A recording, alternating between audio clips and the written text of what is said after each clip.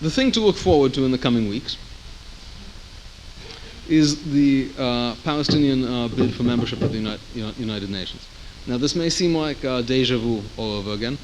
They sought membership in the from the Security Council last year.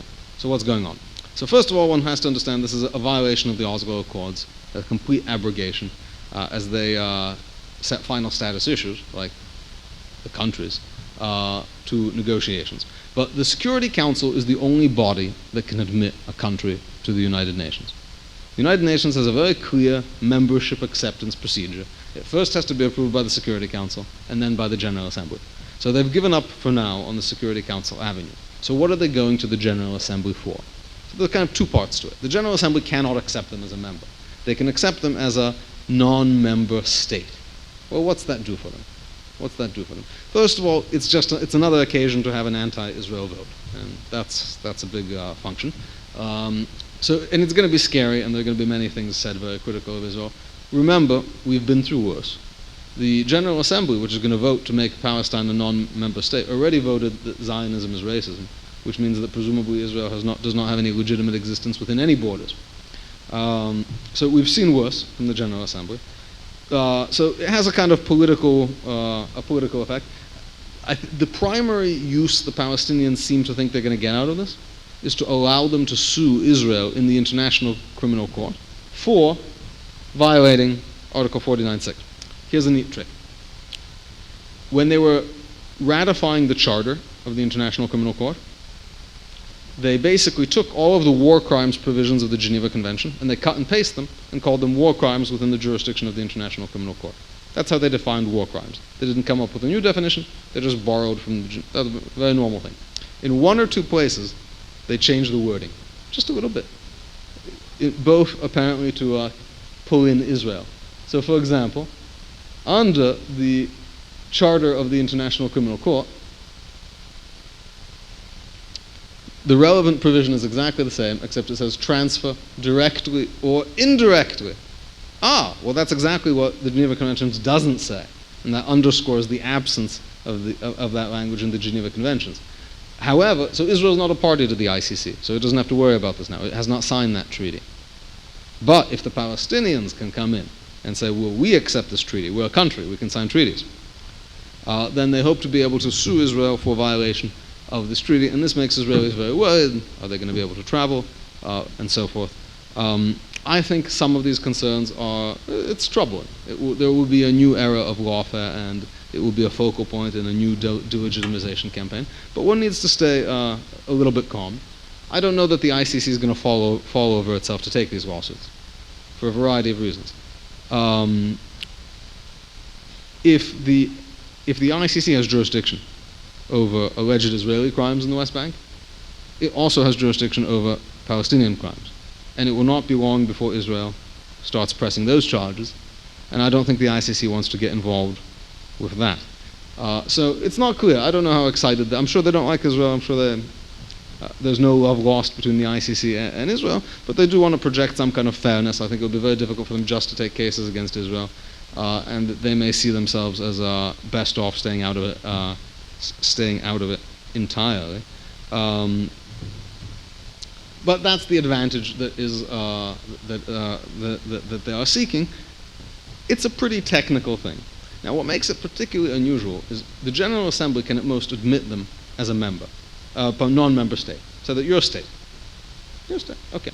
But saying that an entity is a state actually says nothing about their borders.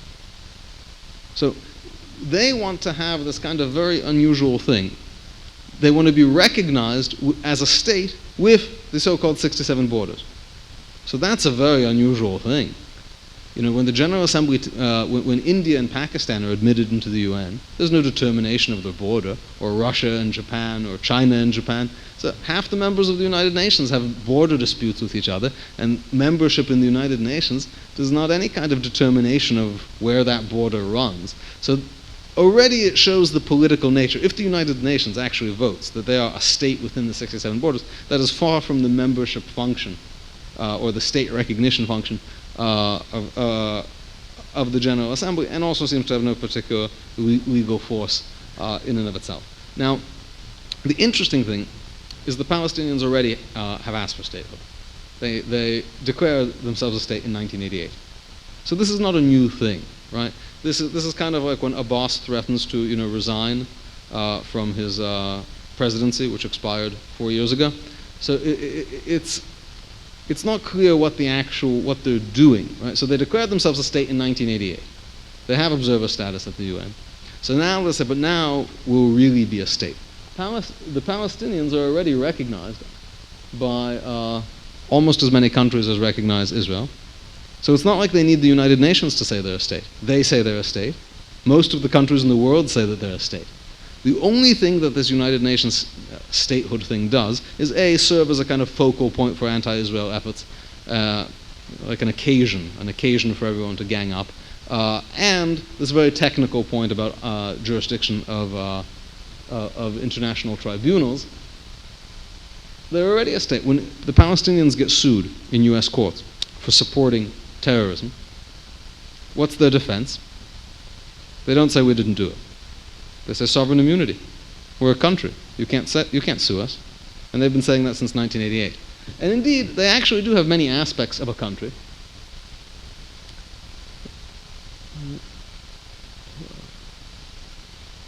No.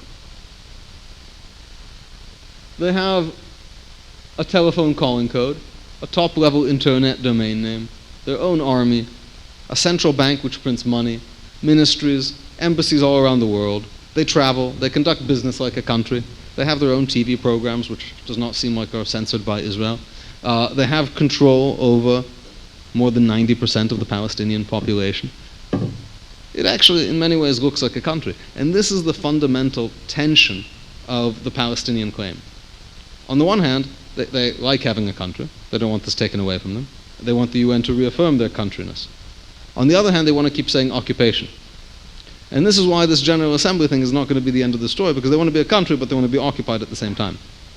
And it's conceptually possible, but they don't want to go all the way down the road of countryhood, because then Israel will say, look, you have your phones, you have your army, you have control of the people. Okay, you're a country, stop bothering us. Well then say, but we don't have all the land we want. Well that has nothing to do with occupation or being a country. That's called a border dispute. That's not apartheid, that's a border dispute. Half the countries in the world have that. So this is the tension. And whenever you hear someone say apartheid, ask them, should Israel negotiate with the democratically elected Palestinian leadership? Of course they should. But wait, if they have democratically elected leadership, how can we say that we don't let them vote? Right, because the Palestinians, they want to vote, but they want to vote twice, which I'm sympathetic to, coming from Chicago. They want to elect the government of the Palestinian Authority, and then they say, and if you don't give us what we want, we'll demand to vote in Israeli elections. So this is the fear, by the way, and this is the big fear. When President Obama says he's really a friend of the Jews, he's a friend of Israel, he's saying, look, I am saving you from this horrible thing where the Palestinians are going to come and vote in the Israeli elections, and that will be presumably the end of Israel. So I don't know even if that would be the end of Israel, but they're never going to do it. Right? Why? Because if they were to say, we want a one-state solution, let's all just vote in Israeli elections, presumably that would mean that the entire Palestinian Authority and all these ambassadors and all this recognition and all this nice stuff and all the money they get from Europe would be disbanded. Right? You couldn't have the Palestinian government and the Israeli government, and Mahmoud Abbas, who's now the mayor of Ramallah, would then be the leader of a small faction in the Knesset. And he'd go from having an army to having a driver. So it's very hard to understand why they would actually want that.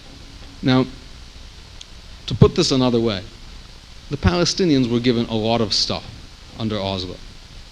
All of this, a country, government, recognition, army, central bank, complete control of their own affairs, and the apartheid claim is a very odd one in that it doesn't recognize that at all. And indeed, all of the rhetoric about the peace process is as if none of this ever happened. So when we hear the scare tactic, it's the big scare tactic, they're going to vote in Israeli elections. Say, great, we'll vote in Palestinian Authority elections. And we're not going to vote for Mahmoud Abbas. So if they're voting in Israeli elections, presumably the settlers can be voting for Danny Dayan to be another head of the Palestinian Authority. And that will be an interesting situation. But I think it's a situation which nobody wants, and so I don't think it's going to happen. So a lot of the things that we're supposed to be afraid of seem conceptually impossible. and are bogeymen or non sequiturs. So I think we should feel a little bit better about that.